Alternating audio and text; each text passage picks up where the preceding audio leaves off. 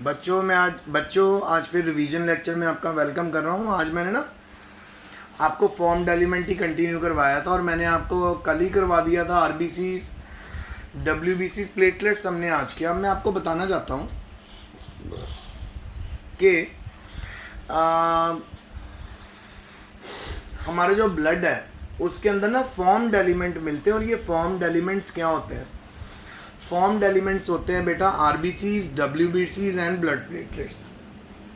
RBCs का काम है गैसेस का एक्सचेंज करना, क्योंकि आरबीसीज के अंदर न्यूक्लियस नहीं होता पर हीमोग्लोबिन जरूर होता है। और ये हीमोग्लोबिन जो मदद करता है, कैरी करने में मदद करता है, कार्बन डाइऑक्साइड और ऑक्सीजन को एक्सचेंज करता है। ठीक है। और आरबीसी का जो नंबर होता है हम ह्यूमन बींग्स में 5.5 to 5.5 मिलियन होता है। और फिर जो मेजर कोई और बात अगर मैं आपसे करूँ वो यही है कि आरबीसी का जो कलर है वो रेड आपको तब तक नहीं दिखेगा जब तक वो ग्रुप के अंदर नहीं प्रेजेंट होते, क्योंकि इनका जो हीमोग्लोबिन होता है उसके अंदर आयरन होता है। इस करके आरबीसी जब इकट्ठे होते हैं तो हमें रेड कलर के नज़र आते हैं। फिर डब्ल्यूबीसीज के बारे में मैंने बात की थी। डब्ल्यूबीसीज भी दो तरह के होते हैं, ग्रेनुलोसाइट और एग्रेनुलोसाइट।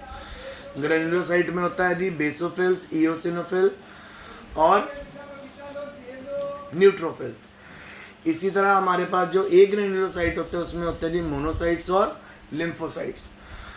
मोनोसाइट्स और लिम्फोसाइट्स जो होते हैं वो यूजुअली क्या करते हैं, फेगोसिटिक एक्शन होता है, वो इनगल्फ कर लेते हैं कोई भी फॉरेन ऑर्गेनिज्म अगर हमारी बॉडी में आ जाता है, माइक्रोब्स आ जाता है, उसको डिस्ट्रॉय कर देते हैं। इसी तरह जो अगर सबसे ज़्यादा नंबर होता है जो डब्ल्यूबीसी में वो होता है बेटा न्यूट्रोफिल्स का।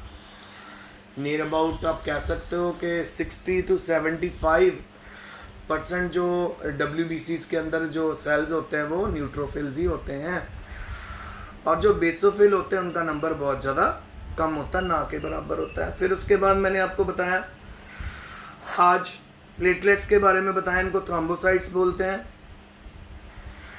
प्लेटलेट्स का जो नंबर होता है 1,50,000 to 3,50,000 होता है। और ये हमारे बोन मैरो में बनती हैं। स्पेशल सेल्स होते हैं जिनको हम बोलते हैं जी मेगा कैरियोसाइट्स। ये मेगा कैरियोसाइट्स जो है ना बेटा, ये हमारे बोन मैरो के अंदर अपनी प्लेटलेट्स को बनाते हैं। प्लेटलेट्स का फंक्शन भी ब्लड को क्लॉट करना।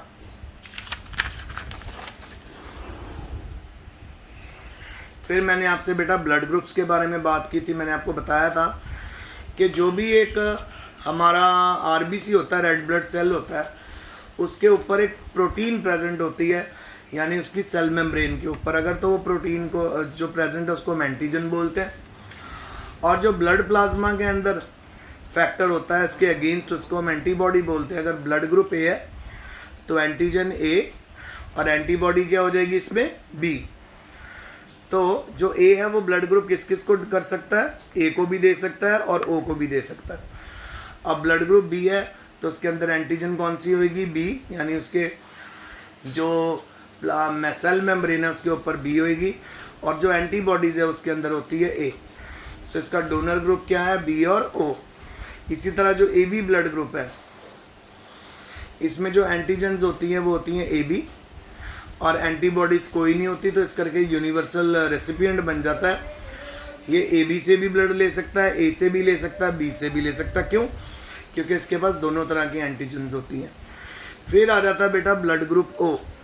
ब्लड ग्रुप ओ के पास किसी भी तरह की एंटीजन नहीं होती पर एंटीबॉडीज़ इसके पास दोनों होती हैं, यानी ये ब्लड ग्रुप सबको दे सकता है, यूनिवर्सल डोनर है। पर जब लेने की बात आएगी तो ये ब्लड किससे ले सकता है, सिर्फ ओ से ले सकता है। ठीक है, ओ से ले सकता है, दे सबको सकता है। तो ए बी ब्लड ग्रुप बन गया हमारा यूनिवर्सल रेसिपिएंट और ओ ब्लड ग्रुप बन गया हमारा यूनिवर्सल डोनर। सो बच्चों ये मेरा आज का लेक्चर था, वो आपको समझ आ गया होगा। अच्छे से मेहनत करो, रोज़ का रोज़ काम आप अपनी कॉपी में लिखते रहें ताकि आपको फर्दर प्रॉब्लम ना आए।